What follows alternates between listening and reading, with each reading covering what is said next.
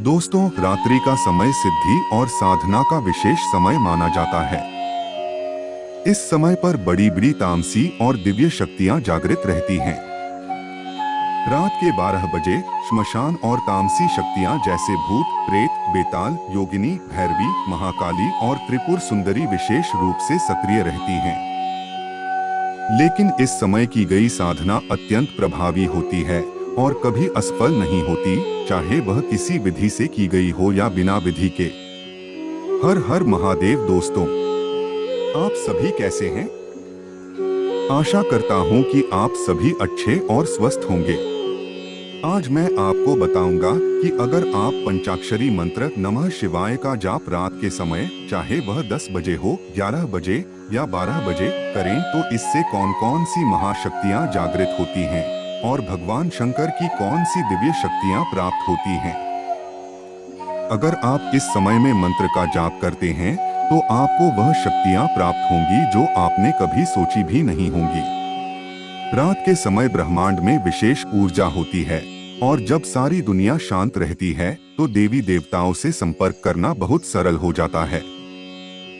जैसे रात में इंटरनेट की स्पीड ज्यादा होती है, उसी तरह रात्रि के समय मंत्र जाप करने पर आपकी साधना की तरंगें आपके इष्ट देवता तक तुरंत पहुंच जाती हैं और वे जागृत हो जाते हैं। तो दोस्तों, अगर आप अपनी साधना को और भी प्रभावशाली बनाना चाहते हैं तो रात के समय या ब्रह्मा मुहूर्त में पंचाक्षरी मंत्र का जाप जरूर करें। आपने खुद अनुभव किया होगा कि रात का समय कितना शांत और स्थिर होता है। उस समय जब आप कोई भी काम करते हैं तो वह काम बहुत अच्छे से और सफलतापूर्वक होता है। आपने देखा होगा कि जब आप रात में पढ़ने बैठते हैं या ब्रह्मा मुहूर्त में उठकर अध्ययन करते हैं तो आपको चीजें बहुत जल्दी याद हो जाती हैं। उसी तरह अगर आप रात के 12 बजे उठकर मंत्र जाप करते हैं तो वह मंत्र बहुत जल्दी सिद्ध हो जाता है।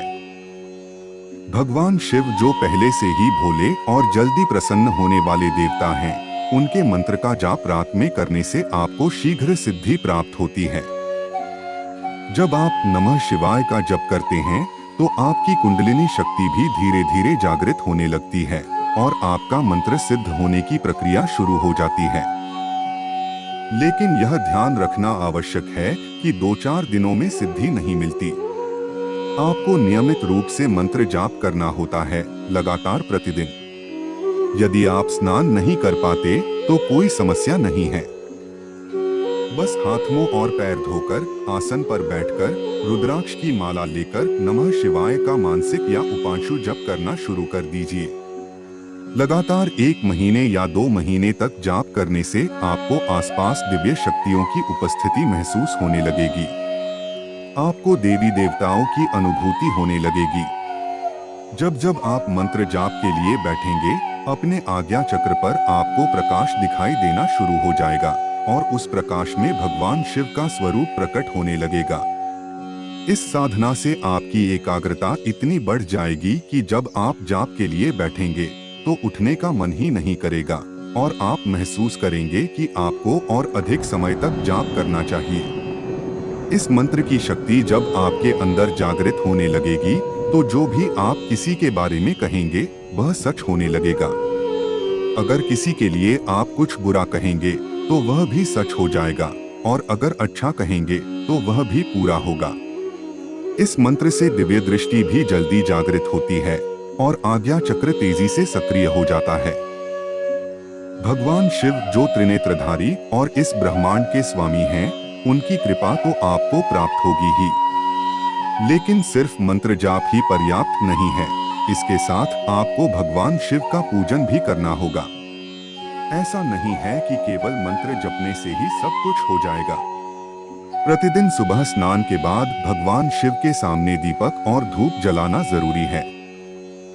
अगर सोमवार को आप शिवलिंग पर अभिषेक कर सकते हैं तो यह बहुत अच्छा होगा, लेकिन अगर नहीं कर सकते तो कम से कम हर सोमवार को भगवान शिव को प्रसाद चढ़ाएं ताकि मंत्र फलित होता रहे और आपकी साधना सफल हो सके। मंत्र जाप के साथ साथ देवी देवताओं को भोग और प्रसाद अर्पित करना भी महत्वपूर्ण है, क्योंकि कोई भी शक्ति खाली पेट काम नहीं करती। आप मंत्र का जाप कर रहे हैं, लेकिन अगर आप उसे पुष्ट नहीं कर रहे हैं यानी भोग नहीं दे रहे हैं, तो मंत्र का प्रभाव कम हो सकता है। नमः शिवाय मंत्र भगवान शिव का ही शाब्दिक स्वरूप है और जब आप इस मंत्र का जाप करते हैं तो बीच बीच में हवन करना या हर सोमवार को प्रसाद चढ़ाना चाहिए, ताकि भगवान शिव तक भोग पहुंच सके और आपका मंत्र बलिष्ठ होता रहे। जब आप लगातार इस मंत्र का जाप करते रहेंगे तो यह कई चरणों में सिद्ध होगा। पहला चरण तब पूरा होता है जब आप 1.25 लाख मंत्र का जाप कर लेते हैं।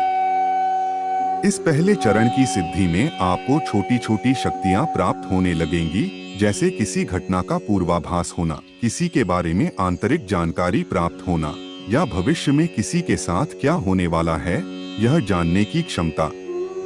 यह पहला चरण पूरा होने के बाद आपको यह छोटी सिद्धियां प्राप्त हो जाएंगी और आगे की साधना से आप और भी बड़ी शक्तियों की प्राप्ति कर सकेंगे। अगले चरण की सिद्धि आपको तब प्राप्त होगी जब आप 5 लाख मंत्र जाप करेंगे। इस चरण में आपके मंत्र का एक प्रकरण भी पूर्ण हो जाएगा और दूसरे चरण की सिद्धि मिल जाएगी। तीसरे चरण की सिद्धि आपको 11 लाख मंत्र जाप पर प्राप्त होगी और इसी तरह अलग अलग चरणों में मंत्र की सिद्धि होती है, जिससे आपको विभिन्न शक्तियां मिलनी शुरू हो जाती हैं। जब आप इस मंत्र का लगातार जाप करते रहेंगे तो आपको अलौकिक सिद्धियां प्राप्त होने लगेंगी। इसके बाद आपको अलौकिक शक्तियों का भी अनुभव होने लगेगा, जैसे कि परकाया प्रवेश, दूसरे शरीर में प्रवेश करना, दूर श्रवण, दूर की आवाज सुनना, दूरदर्शन, दूर की घटनाएं देखना और महिमा, लघिमा, गरिमा जैसी बड़ी सिद्धियां। हालांकि इन शक्तियों को प्राप्त करने के लिए आपको लगातार और गहन मंत्र जाप करना पड़ेगा। आपको लाखों, यहाँ तक कि करोड़ों मंत्र जाप करना होगा। अगर आप यह साधना निरंतर करते रहे तो धीरे धीरे ऐसी शक्तियां मिलेंगी कि आप स्वयं इस शक्ति का अनुभव करेंगे और सोचेंगे कि इस मंत्र के जाप से आपने क्या क्या प्राप्त कर लिया।